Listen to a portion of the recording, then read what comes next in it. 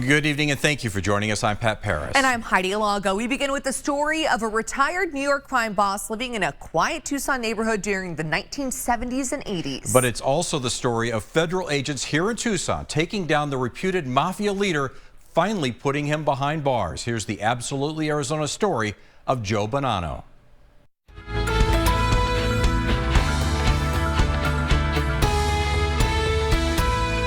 No comment, please.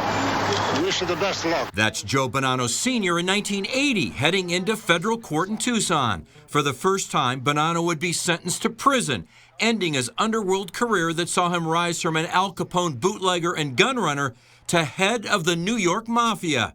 So how did Bonanno, a retired businessman living in the Catalina Vista neighborhood near the Arizona Inn, finally end up in prison? Did you hear how the FBI got Joe? You know, he was putting the notes in his trash can. Bill Romer is the son of FBI agent William F. Romer, who helped take down Bonanno by sifting through his trash. Yes, his trash. He told me what they were doing with checking the garbage cans for ripped up papers. For 2.5 years, during the late 1970s, the task force would drive up in an unmarked van and grab the Bonanno's trash sitting on the curb.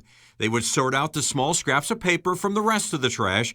Gene Amon was on the task force with William Romer. He described the process of piecing together the notes in a 1981 KGUN9 documentary called Joe Bonanno's Notes. We'd match up the writing just like a large jigsaw puzzle.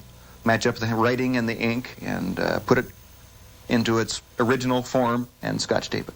The FBI says Bonanno would use those notes when he called back to New York City to conduct mob business. He would discuss things that appeared to be on those notes, and then he would take out his pen and he'd cross them off as he got through with them. But he wouldn't make those calls from his home. Bonanno knew the FBI might be listening in. He was using 7 different public phones around Tucson. Bill Romer says he even ran into Bonanno using the payphone outside the old Bookman's. And I came around the corner, and closer than I am to you, I almost ran into him. I came around the corner and I recognized him. You know, I kind of had to sidestep, and then I immediately called my dad at his home, and I said, you know who I just almost literally ran into? And my dad cut me off. He said, Joe Bonanno. And I said, yeah. He said, yeah, that's one of his favorite places to call. Using the notes found in the trash, the Tucson FBI agents knew which payphone Bonanno would be using.